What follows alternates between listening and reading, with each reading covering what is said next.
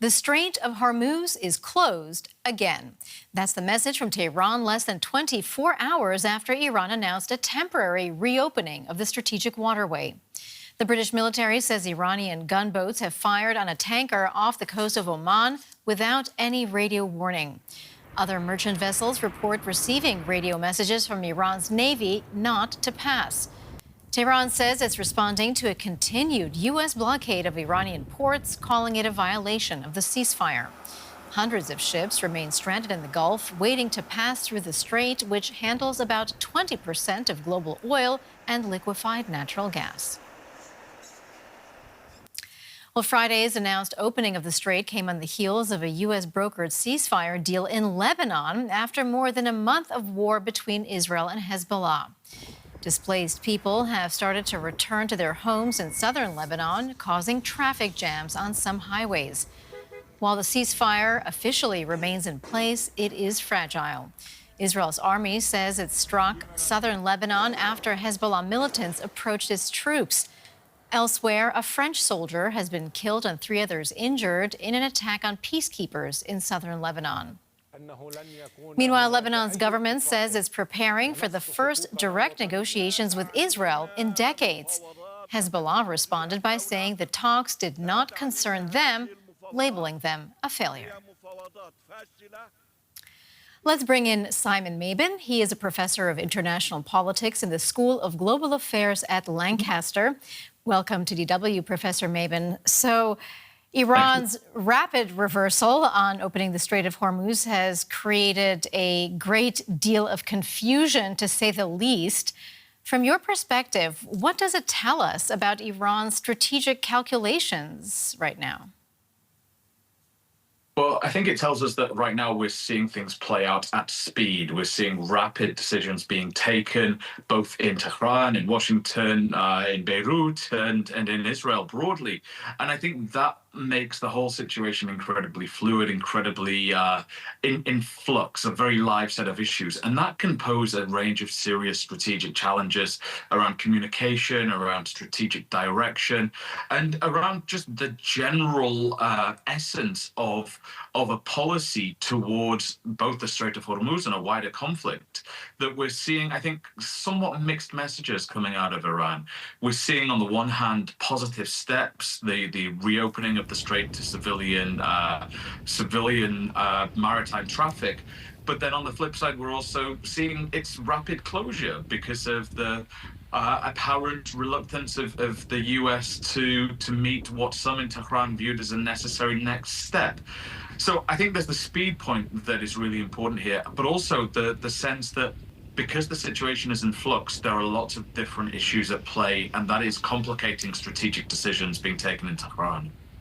Well, meanwhile, we're hearing reports of Iranian gunboats firing on a tanker in the Gulf of Oman. There were also reports of a second incident.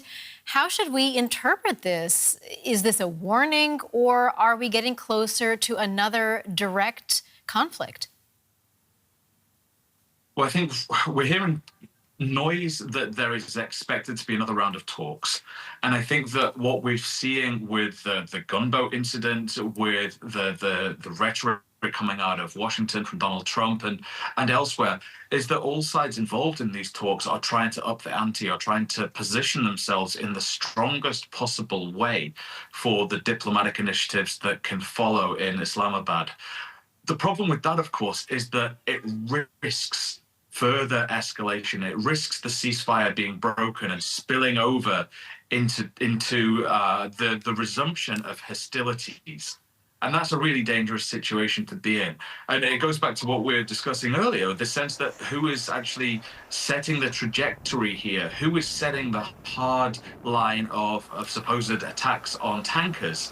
Is it the same people that are involved in the diplomatic initiatives that are trying to work incredibly hard to get a resolution to this issue? And if it's not the same people, then that really points to a worrying time in Iran right now, and it makes it a very precarious situation in terms of the wider diplomatic environment. Well, you mentioned comments by U.S. President Donald Trump. We know that he's been insisting that Iran has agreed to never close the strait again. Then we heard from Iran's parliamentary speaker saying that Trump made 7 claims in 1 hour, and all 7 were false. So who do you believe? Well, with regard to the Iranians, I think we believe them when we see it happening. When we see them acting on the basis of what they have said, then we can take them at their word.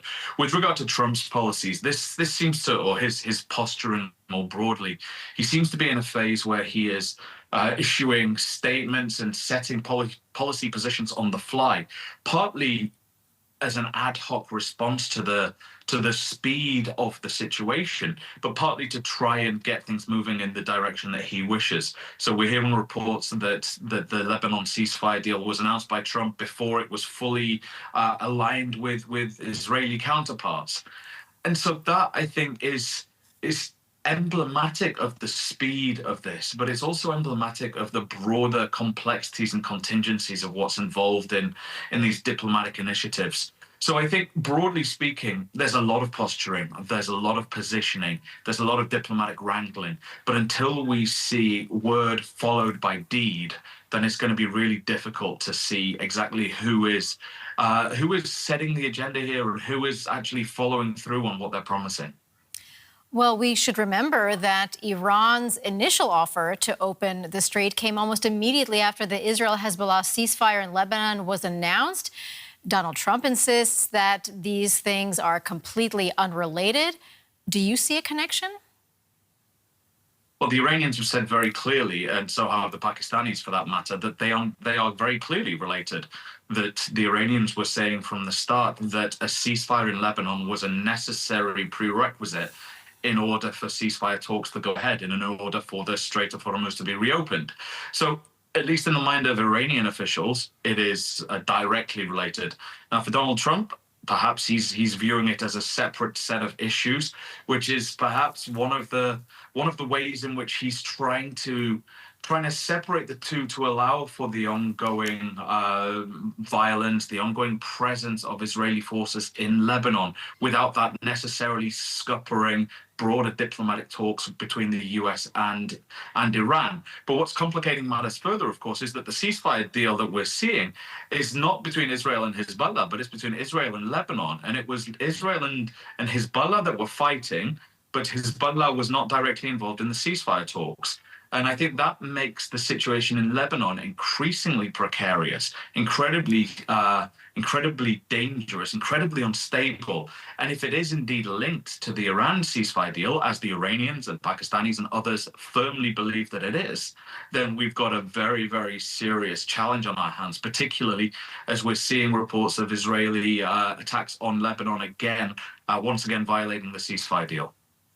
Well, I do want to ask you about another incident in Lebanon. A French peacekeeper who was serving with UNIFIL was killed. Several others were wounded. And French President Macron was pointing the finger at Hezbollah. What does an attack like this do to the very fragile ceasefire? Well, we've seen reports about Hezbollah being involved in the killing of UN peacekeepers. We've seen similar reports about the Israelis being involved in the killing of peacekeepers. I think with the reciprocal attacks between the two sides, it points to how fragile this ceasefire deal is.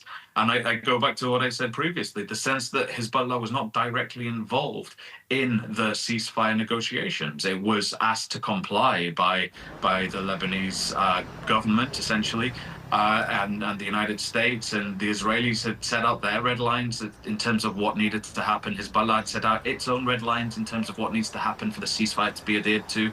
And it seems to me that the two sides are very, very far apart in terms of how to get to a position where the ceasefire can hold in Lebanon and Hezbollah will actually adhere to it. There are still Israeli troops in Lebanon. There is still a security perimeter, essentially, within Lebanese sovereign territory that is controlled by Israel. And that has been set out as a clear red line by Hezbollah for them to adhere to the ceasefire deal. So I think there's a real fractious moment happening in Lebanon right now. And from the looks of it, that is directly related as well to the wider US, Israel, Iran dynamic.